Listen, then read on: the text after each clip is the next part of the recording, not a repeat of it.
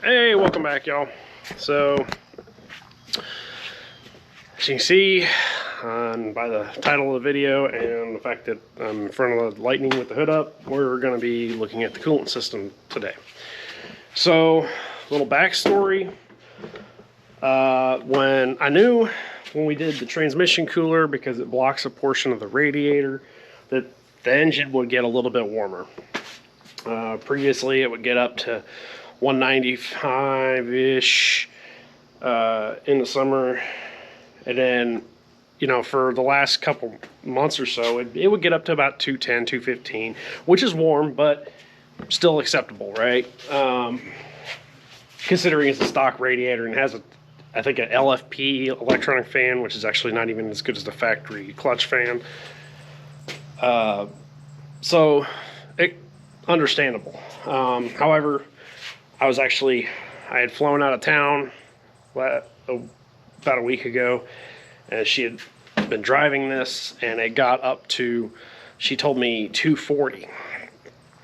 At which point, she had called me when it was happening, and she had pulled over, shut it off while we were talking for about 5-10 minutes while it left the fan running. And she started it back up while I was on the phone, and it was back down to like 220. And then it stayed there. So I was like, that's weird, because it normally takes a lot longer for it to cool down. Well, so I got back yesterday, and this morning I got out here to look at it. And first thing I did was pop the reservoir cap, and I hope this shows. That is no good. So ordinarily you would think that would be like a head gasket. However, these Ford 5.4 trucks, I've seen multiple cases of people saying that this happens. It's my fault, my neglect. That's one thing I hadn't messed with in this truck yet, was the engine coolant system. So it had just been running, so I hadn't really worried about it. I mean, I checked it when we got it, and periodically I checked it, to make sure it had fluid or coolant in it, but hadn't really flushed it or anything. So I don't know when the last time this was flushed. Probably never. So that's what I'm going to be doing today. I'm obviously going to have to take the reservoir out for sure to clean it, get all that crap out of there, and then probably pull it over and get the garden hose once I get it drained and try to flush all that gunk out if I can before I fill it up. Probably will just fill it up with water today, run it, let it get up to temp, and then tomorrow I went ahead and got some gold coolant and some distilled water to put in there. So I'm going to get started with that. I'm going to get changed because that is nasty as hell, and I just would rather get some, nasty clothes nasty as opposed to that. So I'm going to be back here in a minute. I'll be wearing different colors or different clothes when I get back, but stay tuned. Okay, so did a little prep work. I got the truck jacked up so I could get under it. Radiator cover off, and which was just some rivets and plastic rivets and the 1/8mm screw for the intercooler reservoir. Underneath the truck, I did go ahead, and I want to show this beforehand. So right here, this is where you would drain it. You unscrew the bolt there, and I just added this little piece of hose so that it'll go straight down into the drain pan. And then once I get the drain pan under there, I'm going to undo it. I most certainly figure I will have to, at some point, pull the lower radiator hose, but I want to see how much I can drain out first beforehand. So let me be back in just a minute while I get the drain pan and get ready. Okay, so real quick, this took me like 2 minutes to do, but I went ahead and pulled the air box and the elbow off. It's just the hose clamps, connecting it to the MAF, the one PCV. If you have the other then you would use it. Because I have the JLP, it has the air duct, so I needed to get that hose clamp. The connector for the MAF sensor right there. And the IAT sensor, which mine, the grommet's shot, so it just kind of comes out. Then you got 2 8mm bolts. I gotta get this one still because I had to get the air box out of the way in order to do that. So let me get this off real quick. And the reason for this is it's not really draining fast, so I want to go ahead and get this reservoir disconnected because I think it's just causing a stoppage. It's not letting air into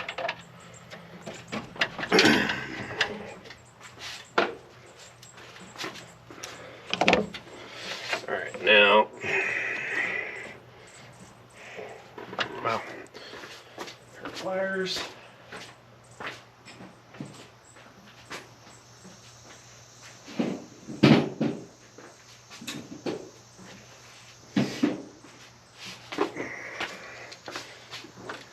Get these hoses undone.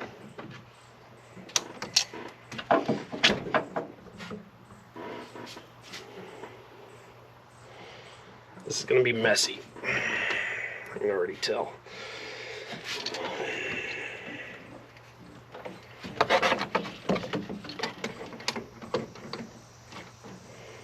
So, the hose that goes to the bottom of the radiator down here. Right there is the clamp. It doesn't go to the radiator, but it's the more or less the feed from the reservoir, and I'm sure that's what's causing the stoppage. So, because of all that gunk in here.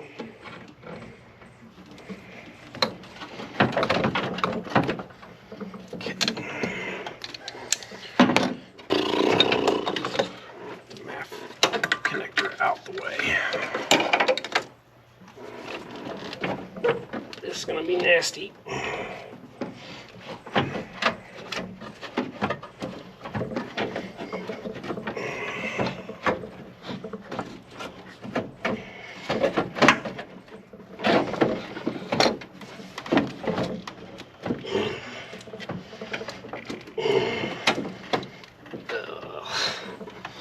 Do this.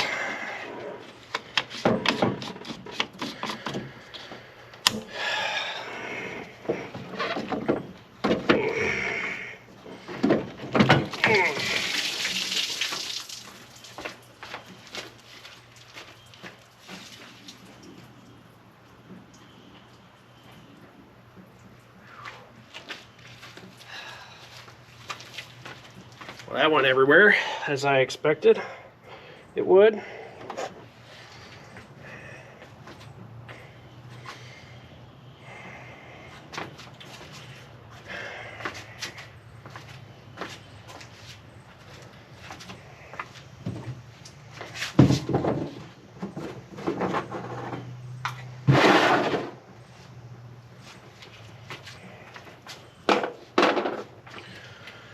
Alright. Well, that's nasty.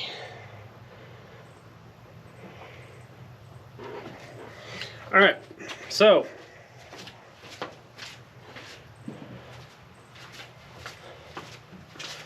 I'm going to let this drain out for a minute, and then I'll be back because I'm going to, I know now I'm going to have to do the lower radiator hose. So let me let this drain down some, and then I'll be back. Alright, so went ahead and pulled the lower radiator hose, and I've since flushed some water through it. Doesn't come out brown anymore. So I think what had happened, honestly, is that stuff got in there and clogged up somewhere. So what I'm going to do now, because water's cheap, I'm going to get this thing back together, fill it up with water, and run it for a day or two, then maybe refill it. Then, you know, once I'm happy, then I'll put distilled water and coolant in it and go from there. So I don't think there's anything seriously wrong. I think it just needed to be, you know, drained and fresh stuff put in. So anyway, I'll be back once I get started putting it back together. I still got to rinse out the reservoir and whatnot. So yeah, I'll be back. All right, so got the reservoir back in. Haven't put the air box in yet because I just, in case there's a leak, I want to be able to get back to it. I went ahead and tightened the drain spout on this side. Low radiator hose is on. Still got this one, the upper disconnected, because I'm going to start adding water. And I just want to make sure it has the air has a place to go. So anyway, it's really just going to be me adding water to it at this point. And then once water starts coming out either the radiator or the upper radiator hose, I will seal them back up and we'll go from there. You know, most likely starting and doing all that stuff. So I'll be back. Okay, so filled it up until it started coming out the top of the radiator, reconnected the upper radiator hose. So next I'm going to get the air box installed, which is pretty simple. Again, the IAT sensor, the MAF sensor, the elbow, and the hose clamps, as well as, since I have the JLP, the hose clamp for the ram air. That should take me a few minutes. It's really just tightening clamps and whatnot. And so I'll be back once I get that all in, and then I'm going to start the truck. So everything's back together. What I'm going to do now, I'm going to leave the cap off for a minute, go ahead and start the truck and get the heat blowing full blast. And while I'm doing that, it's going to take quite a while. This truck actually typically takes quite a long time to get up to temp. So what I got going on here, let me go ahead and get the X4 hooked up. Go ahead and roll the window down.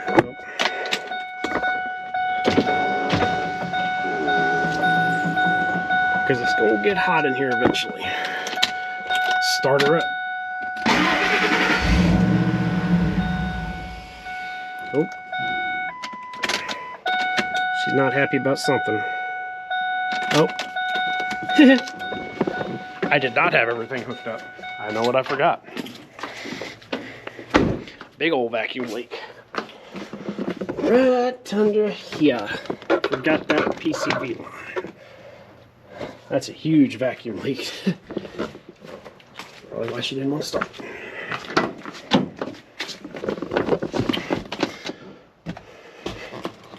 Let's try that again.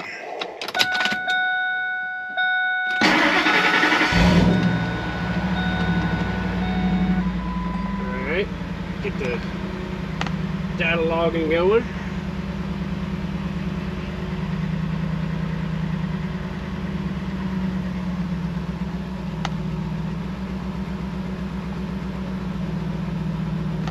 Set the parking brake just to be sure, since I'm still up on jack stands.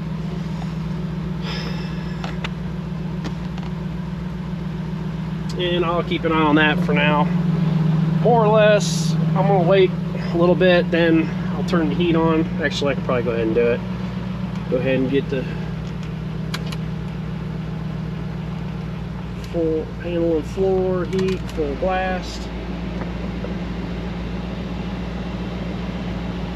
I'm not going to turn the fan on just yet and let it warm up a little bit more, but this, my experience, just about any car takes at least a half hour worth of letting it run to get the all the air bubbles out. But that's pretty much where I'm at. So I'll be back once I get it going. Once it starts taking more water, I'll probably start mixing in the, and mixing the coolant in. if I'm at war, I may just keep running water for right now and do that after I let it run for a few days. So anyway, I'll be back once I get it filled up. All right, so it's been about, I don't know, like an hour or so. I let it run and run and run, revving the throttle with the heat on blast. And basically,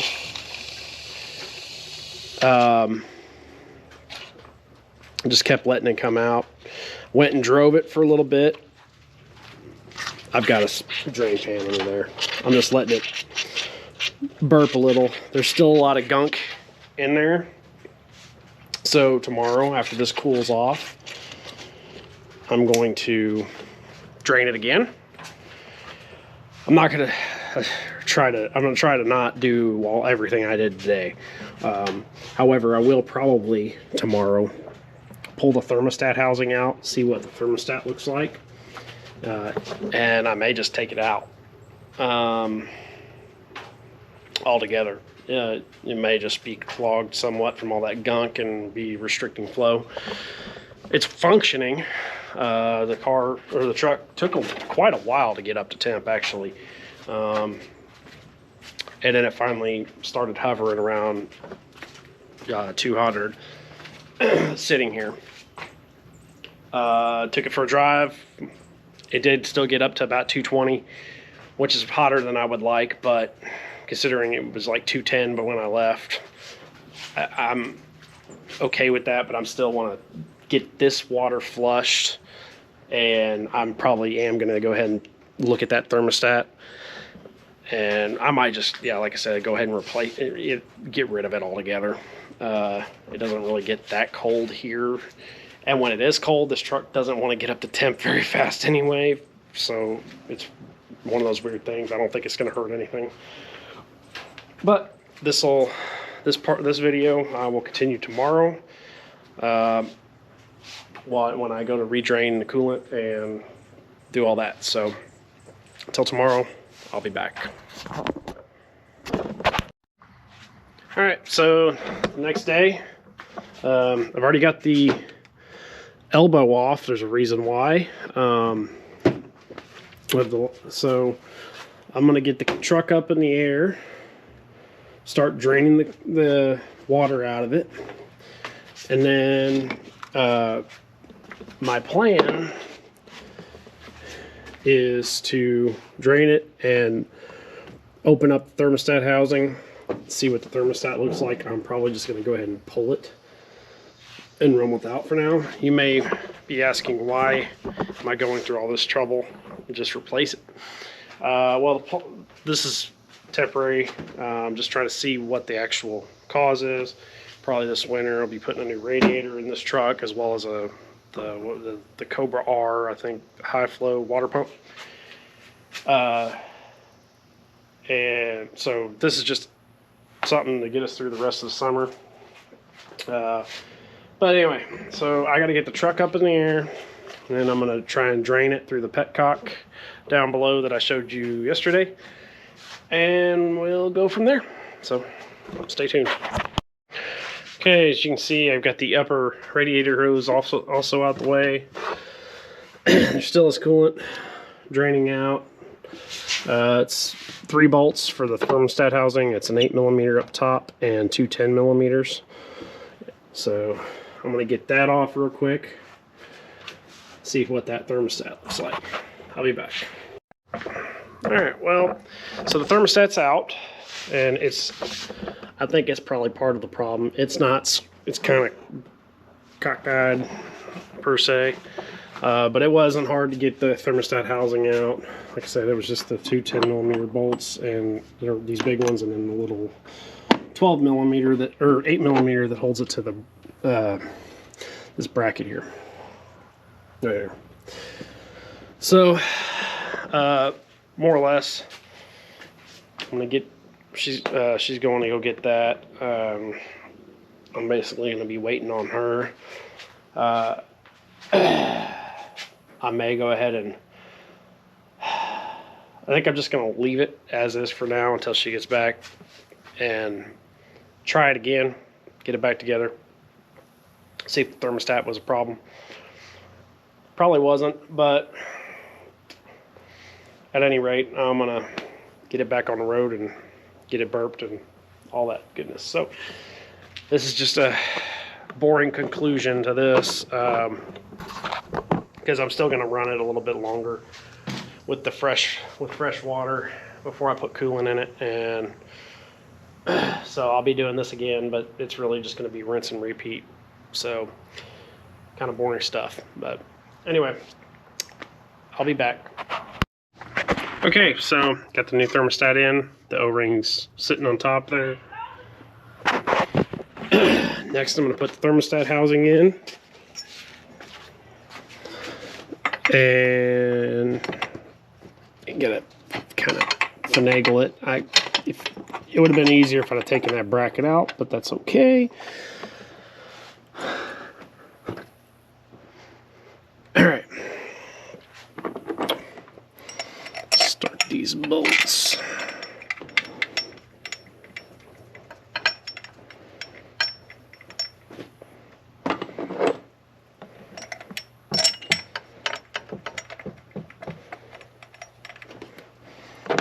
Put this one in, kind of hold it in place.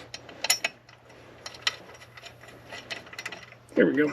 Okay, so I'm going to tighten those down and I'll be back. Okay, thermostat housing is in.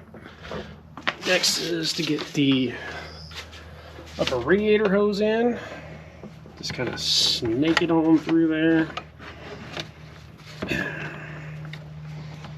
Get it on down there and kind of in position. I am not going to be able to do this one-handed, I bet. Let's see. Ha! Okay, I'm going to leave this end disconnected for now, so I'm going to fill it back up. Let me get the clamp on that side though, and I'll be back.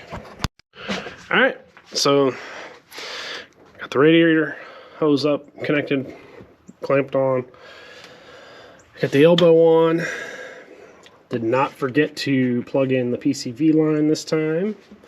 I went ahead and closed the drain petcock valve on the radiator. So now it's just time to start filling her up. First thing I'm going to do is I'm going to go ahead and add some good old royal purple ice. So I got to remember the math on that, how much to add in. I'll add that in first and then start adding water and go from there. Did the math real quick. So you're supposed to add 1 ounce to 2 ounces per quart. So there's 6 gallons in roughly 6 gallons in the coolant system of the Lightning. So that's 4 quarts to gallon, so 24 quarts. So 10. I'm just going to add this bottle. I also have a bottle of water wetter, but I'll save that for another day. I'm just going to add this whole bottle in there and then start filling her up and go from there. So I'll be back just a minute. Got the passenger side down on the ground so that the reservoir is for sure the highest thing in the car. I added the royal purple and then some water until it started coming out the top of the radiator. So then I hooked up the upper radiator hose. Now I'm going to clamp it real quick.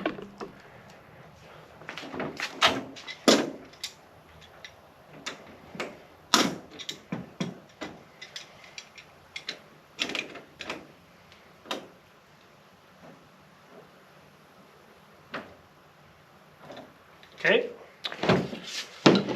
so coolant system's essentially buttoned up. Now I'm just going to start adding water until I get to the fill mark on the reservoir, and then I've got to go get the keys. Then I'll start running it, let it get up to temp, and start burping the system. So I'll be back. All right, well, so she's running. Just started it up, so I'm just going to be watching the reservoir and the coolant temp on the SVT. I haven't turned the fan on yet. Once it starts getting up to temp, I'll turn the fan on, kick the heat on. Just same as I did yesterday in the video. Just rinse. It's just going to be a rinse and repeat of yesterday. We'll see how it does today.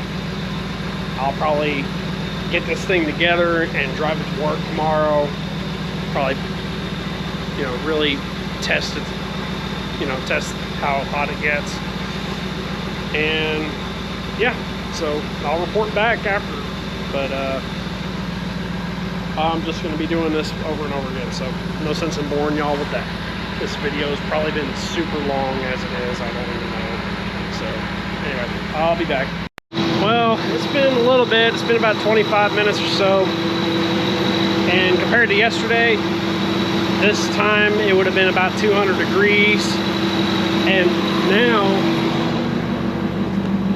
I mean, it's sitting at 184. And that's about as high as it's going. If I blip the gas, it goes down. And that's a 180 thermostat that we put in it. So hell, the thermostat might have been the damn problem all along. You know, the simplest things usually come back to bite you. NIT, you know, they call that a layer 1 thing. Scotty Miller, you know that. I'm gonna go take this thing for a shakedown drive real quick. Got some water with me just in case, but yeah, I'm gonna go drive it and I'll be back. All right, well, so while I initially thought it was actually running cooler because of the new thermostat, and I think the thermostat actually did help with that, but it still gets really warm going down the road. So I'm thinking that actually the water pump may be going out. So that's probably going to be the next thing that we have to do to this. Is what it is. It didn't overheat, but it got pretty warm. So I'm going to drive it to work tomorrow, see how it does. Is what it is. Just gonna chalk it up to being 20, almost 22 years old of a truck. 180 some thousand miles.